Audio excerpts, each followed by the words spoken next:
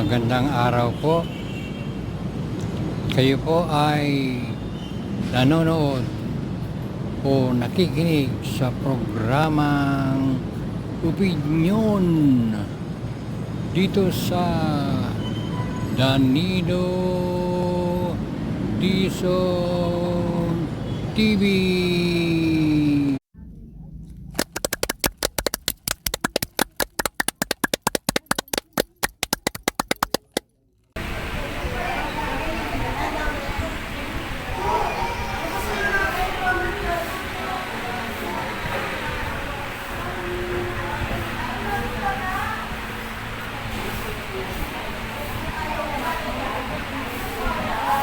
Sa kriminal kung saan silang impernong gusto nilang pumunta.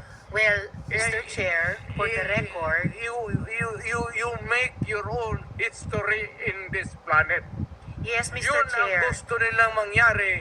Doon sila sa impyerno at doon tayo magkita. Well, Mr. Chair, wala namang jurisdiction ng Senado sa impyerno. Dito lang sa bansa natin pwede tayong mag-investigate. Ba't doon tayo pupunta? Well, wala po akong ambisyon pumuntang impyerno pa. Pero Mr. Chair, ang hirain punto kita, lang ma'am. ito,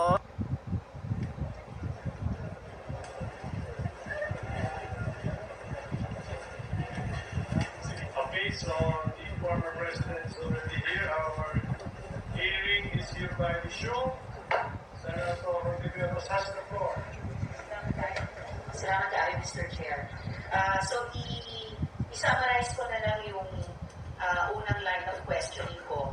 The point of my question tungkol sa assuming responsibility or not kina Kian, Carla Anthony Nunez, itatanong ko rin dapat sa Althea Balbon na 4 years old, at si Carl Arnaiz, at si Reynaldo de Guzman, alias Kulot,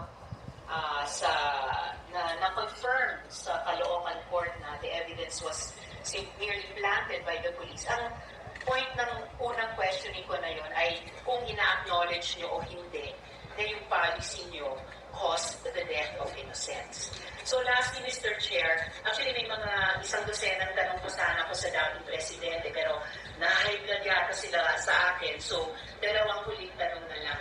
Una po, yes, Mr. Chair. Pero lang siguro kasi excited na ako first time ako naka-appeal ng Senate. But walang personalan. It has nothing to do with you, yung character. Yung boses ko lang kasi excited. But being offended by the minor, then change gear na ako. I'm trying to do it moderate. Salamat tayo, Mr. Chair. Salamat tayo, Mr. Chair. At saka sa dali, Mr. Chair. and I'm addressing lahat kayo. Taga-provinsya po ako. Hindi niyo po ako masunod na papapabig ulit. O kaya ginawa ninyo yan, isnabing ko kayo. Wala akong pera. I am not that rich na mag-travel dito sa aeroplano. Mahal yan. I am nagbubukay ako sa retirement pay ko. So, pati itong pamasahe ko, retirement pay, wala akong negosyo ever since. Gobyerno lang ako. I have been an employee of government ever since. Kaya, I do not have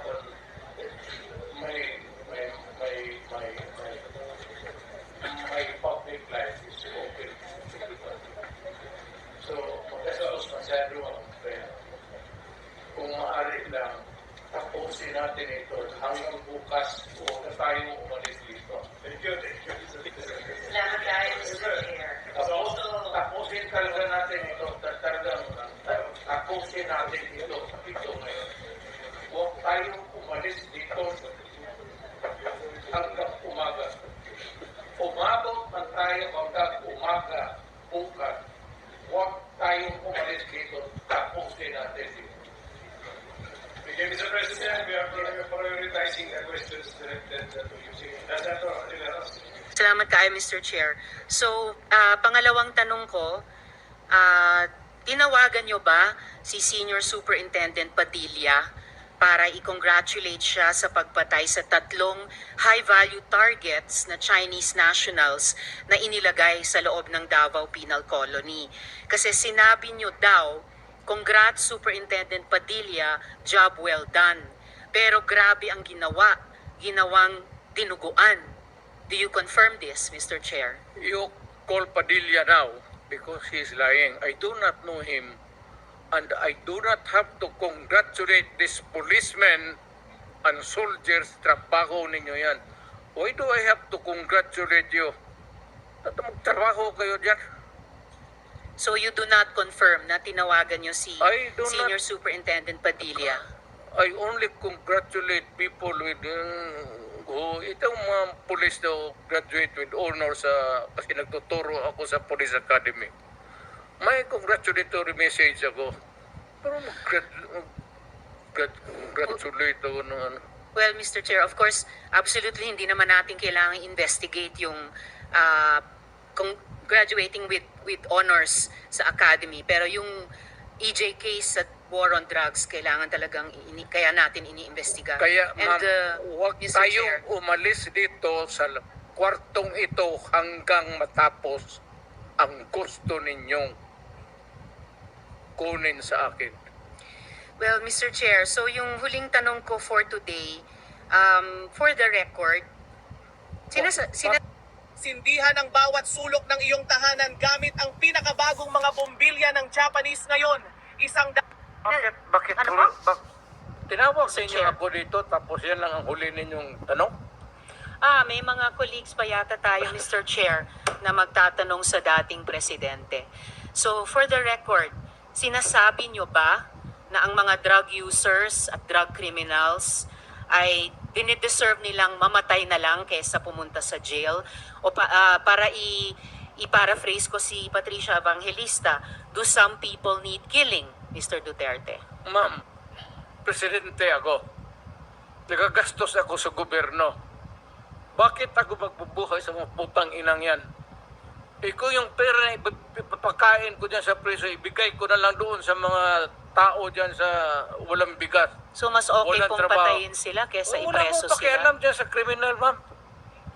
So, thank you for making that of record. Alam sa kriminal kung saan silang impernong gusto nilang pumunta. Well, Mr. Chair, for the record, You make your own history in this planet.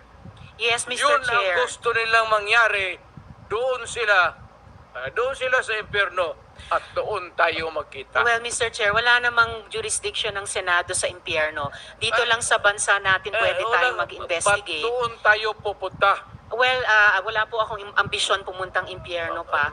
Pero Mr. Chair, ang hirain punto kita, lang ma'am. nito, ang punto lang nito ay nung magsisimula ang anumang police operations, drug-related police operations, supposed to be, at sinabi ng mga resource persons, merong pong manual of operations, merong continuum of force sa pag-enforce implement ng police anti-drug operation. So, ang premise is, yun na nga, arrest muna at build the case. Well, Mr. Chair, no, as a final word, I hope and I imagine that the Department of Justice is watching dahil ang daming admissions ng dating presidente involving criminal acts. Salamat kayo. Kasaysayan na lang po maghuhusga. Salamat kayo, Mr. Chair. Thank you, Senator Mr. Ortega. Chair. Yes, go ahead, Mr. President. Nagtataka ako hanggang ngayon ang Justice Department hindi pa nag-file ng kaso hanggang ngayon. Katagal lang. Patagal ako pumapatay ng tao hanggang ngayon hindi pa sila nakapile ng kaso. Mr. Chair, another addition to the list that's growing by the minute. Okay, for the record, Mr. President. Wala na tayo Mr. President, for the record, kasi may nagtanong din sa akin Huwag na tayo magdrama dito. Tapusin na natin itong istorya nito dito sa Pilipinas. For the record, Mr. President, Kasi naawa ako dito sa mga pulis. Sa totoo lang, naaawa ako sa mga pulis, pati sundalo. Kaya ako po, akin, mine and mine alone. Pag nag-inutusan ko ito, mag-operate itong mga buang na ito, kung anong mangyari akin yan, I'm emotional because I've been longing to state this particular sentiment. Protektado ko yan sila. Basta in the fulfillment of duty, Mr. Senator, yan sila, naging chief of police yan.